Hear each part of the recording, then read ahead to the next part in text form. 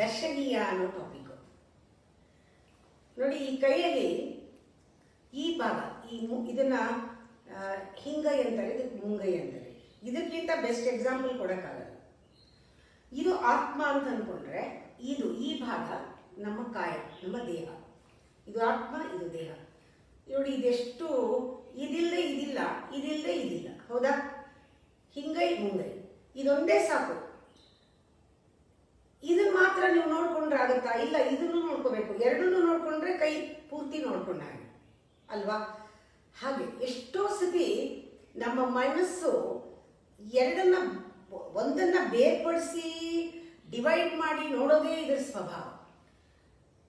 ನಮ್ಮ ದೇಹನ ನಮ್ಮ ಆತ್ಮನ ಎರಡು ಸಪ್ರೇಟ್ ಆಗಿ ನೋಡೋ ಹಾಗೆ ನಮಗೆ ಒಂದು ಡ್ಯುಯಲ್ ದೃಷ್ಟಿನ ಕೊಟ್ಬಿಡುತ್ತೆ ನಮ್ಮ ಮೈಂಡ್. ಆಗ ನಮ್ಮ ಮನಸ್ಸನ್ನ ಒಂದ್ಸತಿ ದೇಹ ಹೇಳ್ಕೊಳ್ಳುತ್ತೆ. ಯಾಕೆಂದ್ರೆ ಮನಸ್ಸು ಮಾಯೆ, ದೇಹ ಮನಸ್ಸಿಗಿಂತ ಆಕ್ಚುಲಿ ಪವರ್ಫುಲ್. ತನ್ನ ಕಡೆಗೆ ಹೇಳ್ಕೊಳ್ಳುತ್ತೆ ಇಂದ್ರಿಯಗಳು ಮನಸ್ಸನ್ನ, ಅಂದ್ರೆ ದೇಹ. ಇನ್ನೊಂದ್ಸತಿ ನಮಗೆ ಸಾಕು ಅನಿಸಿದಾಗ, ಸುಸ್ತಾದಾಗ ಒಳಗಡೆ ಆತ್ಮ ಮನಸ್ಸನ್ನ ಆ ಕಡೆಗೆ ಹೇಳ್ಕೊಳ್ಳುತ್ತೆ. ಈ ಒಂದು ಜಂಜಾಟ ಮೈಂಡ್ ಯಾವಾಗ್ಲೂ tension between soul and the body ಇದು ನಡೀತಾ ಇದೆ. ಒಂದ್ಸತಿ ಜಾಸ್ತಿ ಇಂಟ್ರೆಸ್ಟ್ ಕೊಡ್ತೀವಿ ಬಾಡಿಗೆ, ನಮ್ಮ ಆತ್ಮನ ಮರೆತು ಬಿಡ್ತೀವಿ.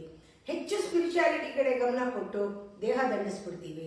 ಇದು ಪರಿಪೂರ್ಣ ಅಲ್ಲ. ಪರಿಪೂರ್ಣ ಅಂದ್ರೆ ಹಿಂಗೈ ಮುಂಗೈ ಒಟ್ಟಿಗೆ ಸರಿಯಾಗಿ ನೋಡ್ಕೊಳ್ಳೋನು ವಿವೇಕಿ.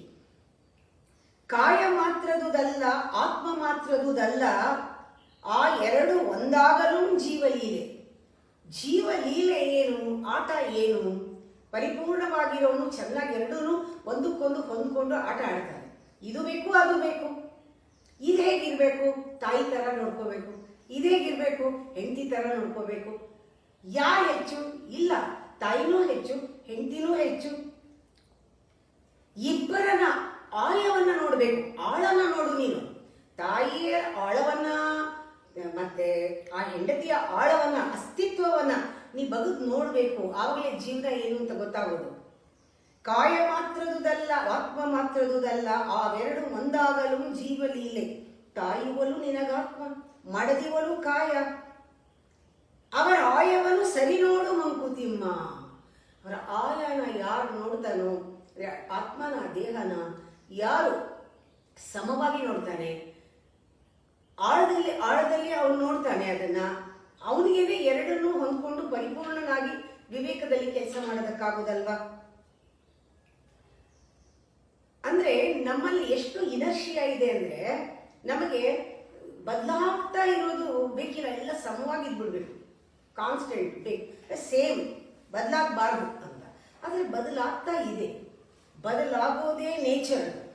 ಇವಾಗ ಗಾಳಿ ಬೀಸೋದೇ ಅದರ ಸ್ವಭಾವ, ನೀರು ಸುರಿಯೋದೇ ಅದರ ಸ್ವಭಾವ. ನೀವು ಆ ಬಿಸಿಲು ಆಚೆ ಹೋದ್ರೆ ನಿಮ್ಮ ಮೈ ಮೇಲೆ ಬೀಳೋದು ಅದ್ರ ಸ್ವಭಾವ. ಬೇಡ ಅಂದ್ರೆ ಒಳಗಿರ್ಬೇಕು. ಅದನ್ನ ಡಿವೈ ಮಾಡಿದ್ರೆ ನೀ ಅದನ್ನ ತಪ್ಪಿಸ್ಕೋಬೇಕಷ್ಟೇ ಹೊರತು ನೀನು ನಿಲ್ಸಕ್ಕಾಗಲ್ಲ. ಅದು ಯಾವುದು ಎಲ್ಲ ಬದಲಾಗ್ತಾ ಇದೆ. ಎವ್ರಿಥಿಂಗ್ ಈಸ್ ಚೇಂಜಿಂಗ್ ಅಲ್ವಾ? ಈ ಚೇಂಜ್ ಅನ್ನೋದೇ ಪರ್ಮನೆಂಟ್ ಅಂತ ಗೊತ್ತಾಗೋದೇ ವಿವೇಕಿಗೆ. ಬದಲಾಗ್ತಾ ಇರೋದೇನೆ ಸಹಜ, ಅದೇ permanent. In the changing world ಒಂದು ಕಾಣೋದು ಬಿಡೋದು, ಕಾಣೋದು ಇವಾಗ ಕಾಣೋದು ನೆಕ್ಸ್ಟ್ ಮೊಮೆಂಟ್ ಇರಲ್ಲ. ದೃಶ್ಯವೆಲ್ಲವೂ ನಶ್ಯವಾದೊಡಂ ದೃಷ್ಟಿಗದು ವಿರುವನ ದೃಷ್ಟಿಪುದೇ ಕಾರ್ಯ.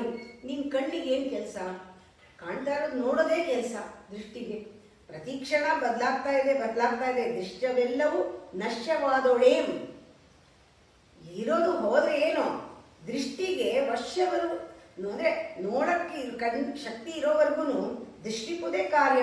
ದೃಷ್ಟಿಗದು ವಿರುವನಕ ಅಂದ್ರೆ ಅದು ನೋಡಕ್ಕೆ ಶಕ್ಯವಾಗಿರೋವರೆಗೂ ಅದನ್ನ ನೋಡೋದೇ ಕೆಲಸ. ಅಂದ್ರೆ the way of universe, the way of the world is the only path to understand universality. The way of the universe. Understand the way of the universe, that is understanding universality.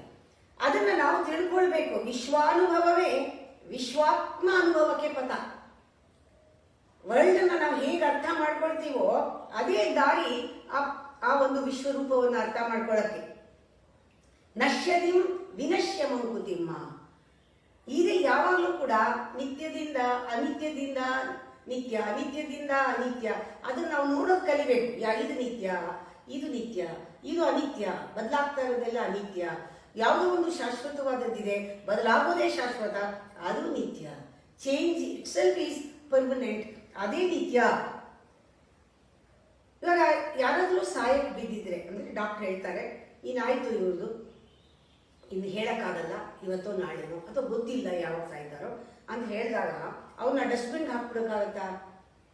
ಖಂಡಿತ ಇಲ್ಲ. ರೋಗಿನ ಇವ್ರು ಹೇಗೂ ಸಾಯ್ತಾನೆ ಅಂತ ಕೈ ಬಿಟ್ಬಿಡೋಕ್ಕಾಗತ್ತಾ? ಆಗಲ್ಲ. ನಾವೇನು ಮಾಡ್ತೀವಿ? ಉಪಚಾರ ಮಾಡ್ತೀವಿ ಅವ್ನು ಇರೋವರೆಗೂ.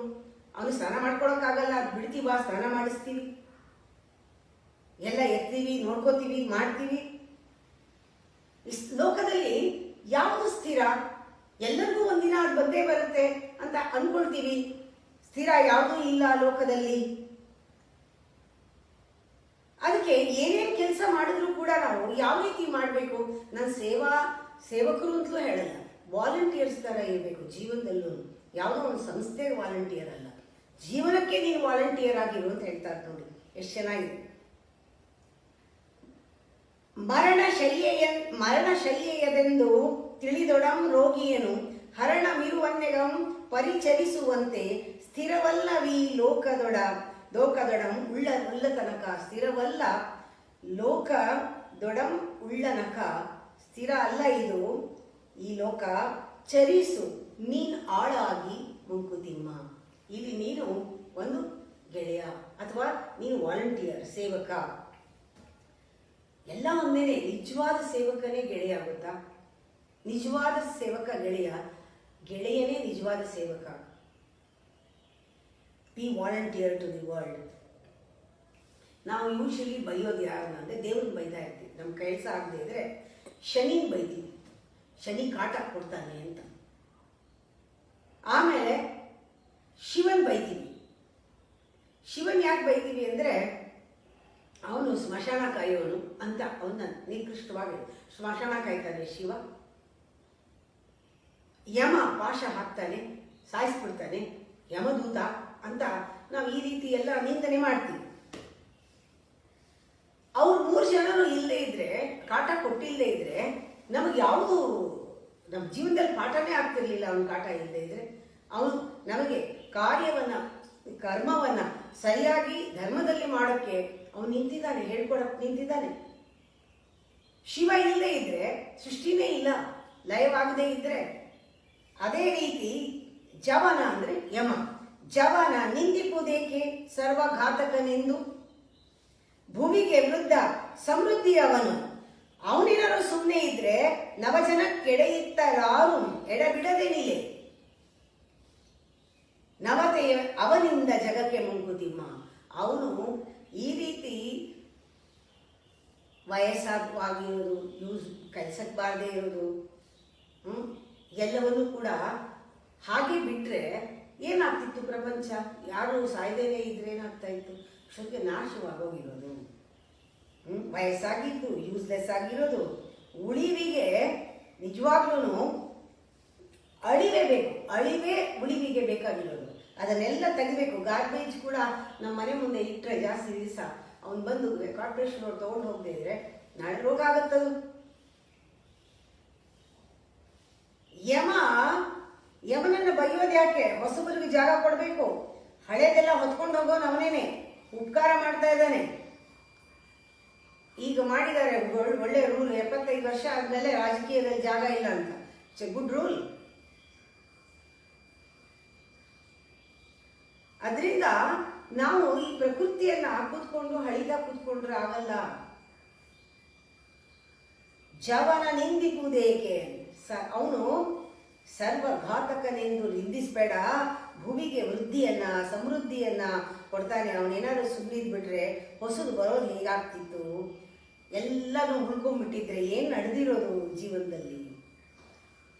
ಇಮ್ಯಾಜಿನ್ ಮಾಡ್ಕೊಳ್ಳೋಕ್ಕೆ ಆಗಲ್ಲ ಅದನ್ನು. ಹೊಳಪಿನ ನಡುವೆ ಈ ವಜ್ರದ ಒಂದು ಓಲೆಯೇನೋ ಅಥವಾ ವಜ್ರದ ವಸ್ತುನ ಈ ಬೆಳಕಿಗೆ ಹಿಡಿದ್ರೆ ಒಂದೊಂದ್ಸಲಿ ಒಂದೊಂದು ಬಣ್ಣ ಕಾಣುತ್ತೆ. ಒಂದೊಂದ್ಸಲಿ ಹಳದಿ, ನೀಲಿ, ಕೆಂಪು ಈ ರೀತಿ ಕಾಣುತ್ತೆ. ಅಂದರೆ ಒಂದು ಗ್ಯಾಪ್ ಕಾಣುತ್ತೆ. ಹೊಳಪು ಹೊಳಪಿನ ನಡುವೆ ಬಿಡುವಿನಿತು ರತ್ನದಲ್ಲಿ ಒಂದು ಗ್ಯಾಪ್, ಅದೇ ಮಜಾ. ಆ ಗ್ಯಾಪ್ ಇರೋದ್ರಿಂದನೇ ಅದಕ್ಕೆ ಒಂದು ಆ ಹೊಳಪು ಜಾಸ್ತಿ ಆಗೋದು. ಅದಕ್ಕೆ ಕಟಿಂಗ್ ಅಂತ, ವಜ್ರನ ಕಟ್ ಮಾಡ್ತಾರೆ. ಒಂದು ಉಂಡೆ ವಜ್ರ ಇದ್ರೆ ಬರಲ್ಲ, ಕಟ್ ಮಾಡಿದ್ರೇ ಅದು ಶೈನಿಂಗ್ ಇರೋದು. ಬೆಳಕು ಬೆಳಕಿನ ನಡುವೆ ಇನಿತು ನೆರಳು, ಎರಡು ಬೆಳಕಿನ ಮಧ್ಯೆ ಒಂಚೂರು ನೆರಳಿದ್ರೇ ಅದು ಚಂದ.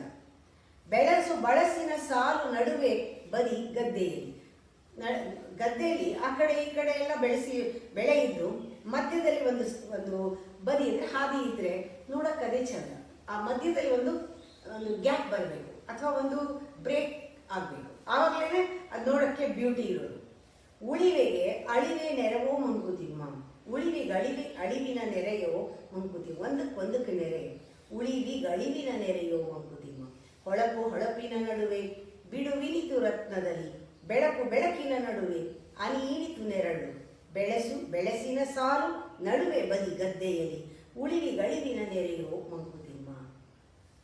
ಇದನ್ನ ನೋಡ್ತಾ ಇದ್ರೆ ನಮಗೆ ಒಂದು ಪಾಠ, ಹೇಗೆ ನಾವು ಸೃಷ್ಟಿನ ಅರ್ಥ ಮಾಡ್ಕೊಳ್ಳೋದು, ಹೇಗೆ ಈ ವಿಶ್ವದ ರೂಪವನ್ನು ಅರ್ಥ ಮಾಡ್ಕೊಳ್ಳೋದು, ನಮ್ಮ ಪ್ರಪಂಚದಲ್ಲಿ ಹೇಗೆ ನಡೀತಾ ಇದೆ ಎಲ್ಲವೂ ಕೂಡ ನಿಲ್ಲದೆ ನಿರಂತರವಾಗಿ ನಡೀತಾ ಇದೆ. ಒಂದು ಚಕ್ರ ಹೇಗೆ ಓಡ್ತಾ ಇದೆ, ನಾವು ಅದನ್ನು ಅಜ್ಞಾನದಲ್ಲಿ ಏನು ಬಯಸ್ತೀವಿ ಅಲ್ಲಿ, ಅದು ಹೇಗಿದೆಯೋ ಹಾಗೆ ಒಪ್ಕೊಂಡಾಗ ಎಷ್ಟು ಚೆಲುವು. ಇದೆಲ್ಲನೂ ಕೂಡ ಎಂಥ ದೊಡ್ಡ ಆಳವಾದ ಒಂದು ಫಿಲಾಸಫಿನ ಪ್ರಾಕ್ಟಿಕಲ್ ಆಗಿ ನಮ್ಮ ಮನಸ್ಸಿಗೆ ಬೆಳಗ್ಗೆ ಎದ್ದರೆ ಒಂದ್ಸತಿ 5 ಓದ್ಬಿಟ್ರೆ ಸಾಕು. ಅದಕ್ಕೆ ನೀವು ದಿನಾಗ್ಲೂ ಮಂಕುತಿಮ್ಮನ ಕಗ್ಗ ಓದೋದು, ಭಗವದ್ಗೀತೆಯ ಒಂದು ಶ್ಲೋಕನ ಹತ್ಕೊಳ್ಳೋದು ಎರಡೂ ಒಂದೇನೆ, ಖಂಡಿತ ಬೇರೆ ಅಲ್ಲ. ಇದು ನನ್ನ ಜೀವನದಲ್ಲಿ ಬಹಳ ಪರಿಣಾಮ ಆಗಿದೆ.